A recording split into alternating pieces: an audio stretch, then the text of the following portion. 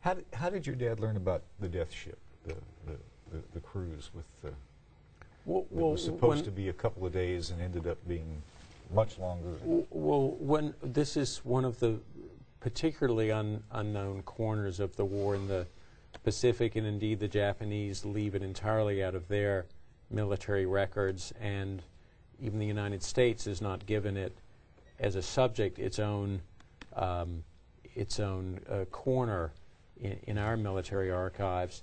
The Japanese, who had taken a great deal of the Pacific over the decades before, and then in the early years of the war, had established a system of leasing merchant ships from companies like, say, Mitsubishi, which had 20 of them, filling them with prisoners and shipping these prisoners all over the so-called Japanese prosperity sphere to China, to Singapore, to the East Indies, wherever, and putting these people to work.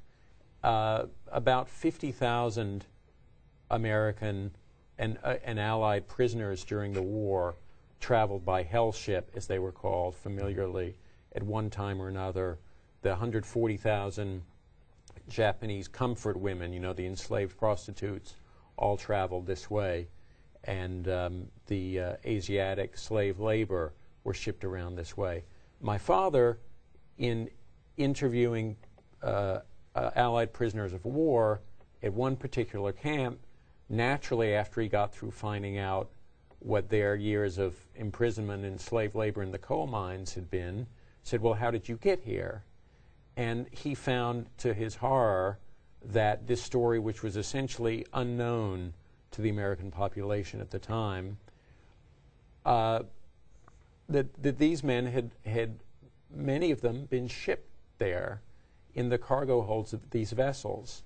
And he managed to assemble a narrative of the very last, one of the very last and one of the very worst of these death cruises, which involved 1,600 men, mainly American officers, being crammed after several years of imprisonment in the Philippines, in Manila, being crammed into the hold of a ship. And it took 7 weeks for them to reach Kyushu. In this time, they were largely denied food and water. American forces bombarded one of the ships, so in fact there were really 4 hell ships in all.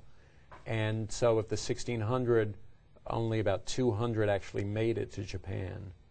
And it's a horrible story of murder among the men, vampirism, meaning blood drinking, cannibalism, of desperation in the worst possible way, of death by friendly fire. Another unknown fact is that 1/3 of American POWs in the Pacific were killed by friendly fire at sea. But it was typical of the hell ship trips.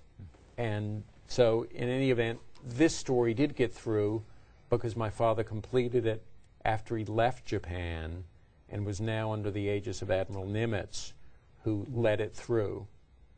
And that's why that story, though, when it appeared as an 11-part series in the Chicago Daily News, it was heavily edited for some of the more horrific details, which I've reinserted.